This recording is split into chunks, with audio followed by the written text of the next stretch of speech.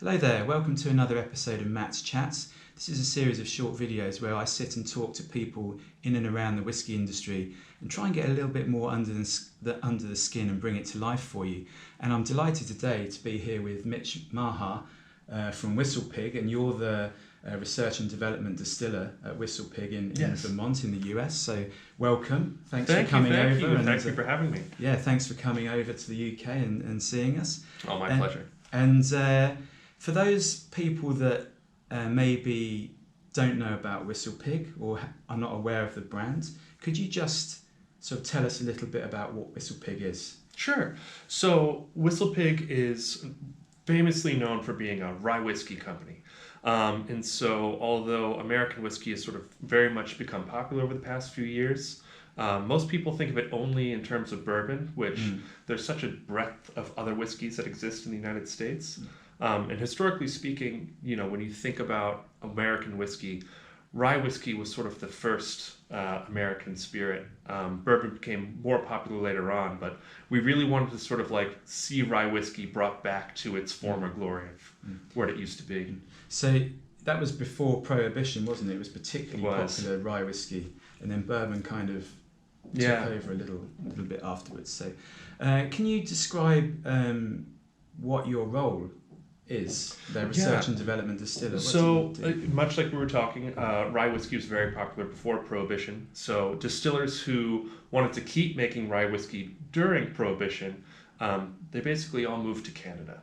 And so if you want to see like where the traditional American rye whiskey culture has continued to developed in Canada. So when we started Whistlepig, we actually started with a Canadian stock, a beautiful 10-year-old Canadian stock that really showcased everything that rye can be. It was very sort of bright, big, bold, and spicy, something that American bourbons typically are not. And we think that it really showcases very well in a cocktail. Like it plays very well with other flavors.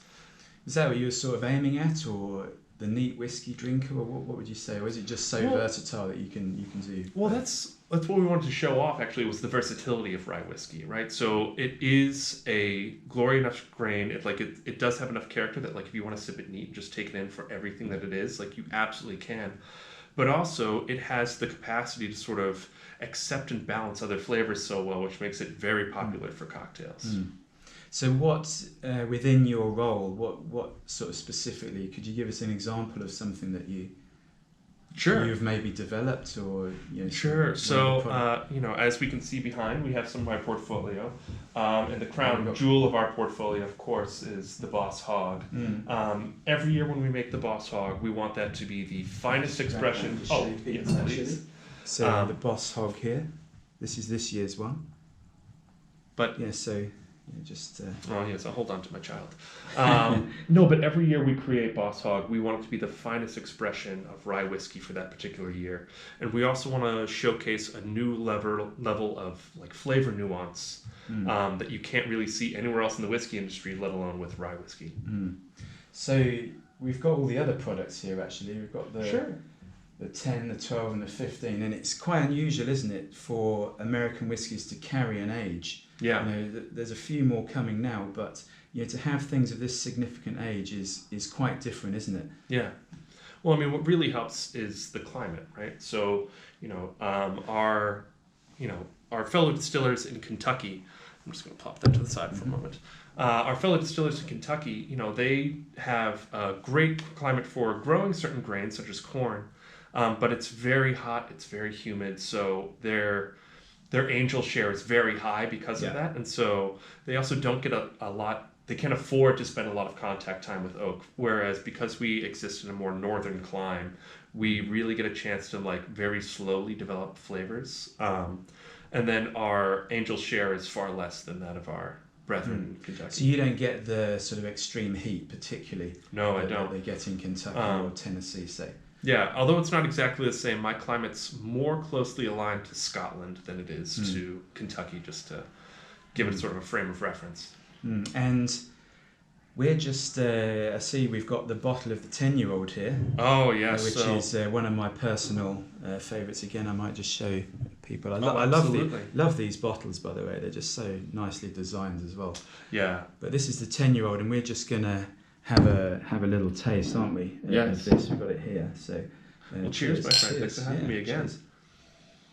But no, so right on the nose, you get that it has this really nice sort of like cedary, but like with like crushed black pepper. And this is 50%, right? 100 proof. Yes, this is 100 proof, 50% alcohol.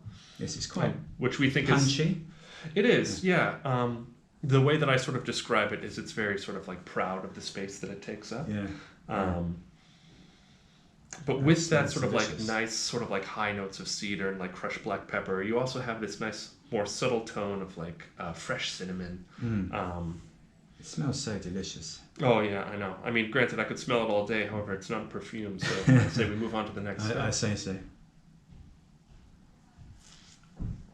Oh no! And then right up front, you get that really nice big like freshly crushed white pepper note. But then as your saliva sort of works into your tongue, you can taste it. You come into cinnamon, and then you start taking some more softer baking spices like nutmeg and clove. Gosh, that's and really then it just good, has this really nice long finish. That's really, really so good. And yeah, I think I said about the 50% 100 proof, it really carries that. Yeah. All the flavours carry superbly well, don't they? And that's a lot of vanilla, as you would expect as well. That sort of, but almost like a sort of vanilla extract. It's really quite concentrated, which I guess is something you get from the benefit of the time that you're maturing these whiskies for. Right? Yes, I mean both the amount of time that they spend in barrel and the fact that they're a newly charred American oak. So yeah, that's where you get a lot of that really strong vanilla. Just as we sort of continue with this, we've got a picture of the distillery behind here, which looks very American to me, to the untrained eye. But can you just sort of describe the setup there a little bit? Oh, absolutely. So it's funny, actually, as you walk into that door, my lab is right to the right of it. So you can picture yourself walking in, and then I have a nice sort of laboratory where I do a lot of my experiments and sort of keep all of my like bond samples, whiskey samples, R&D developments. And then as you look down a hallway, you can see both of our two copper stills, which we've named after our original mascot pigs on the farm, Mortimer and Mauve. But yeah, no, unfortunately, as much as I do love the distillery itself, what you can't see here is the rolling farmland that is just like lovely green lush hills in spring that then turn into this wonderful sort of like golden rye that absolutely surround the farm on all sides. And is that where you get the majority of your rye from? I mean, so it's where I get a good chunk. Everything that I make at the distillery comes from those fields. And then I'm slowly but surely trying to sort of like increase my capacity to grow more bushels per acre. We've talked about getting some grander acreage and then some larger stills. But for now, we want to have a very controlled sort of start to make sure that like we really have our foundation set before we really expand too greatly too quickly. But part of my role, as I mentioned, with some of the older expressions of Whistlepig, the traditional American rye that was popular in pre-Prohibition had just hopped the border right in Canada. And so some of this stock is it's Canadian origin. So part of my goal is actually to marry what we're doing at the farm and then these stocks of Canadian whiskey that we feel are the quintessential definition of what rye whiskey should be and make sure that they come together. Then I guess at some point down the track, once you've got enough from the distillery itself, then that will stop, or will there always be this sort of Canadian whiskey involved, would you say? I mean, it's a shame because just from a pure whiskey enthusiast, like all of the American tradition of sort of rye whiskey that's over in Canada, like they're still doing great work. They are wonderful distillers. They are fine craftsmen as well.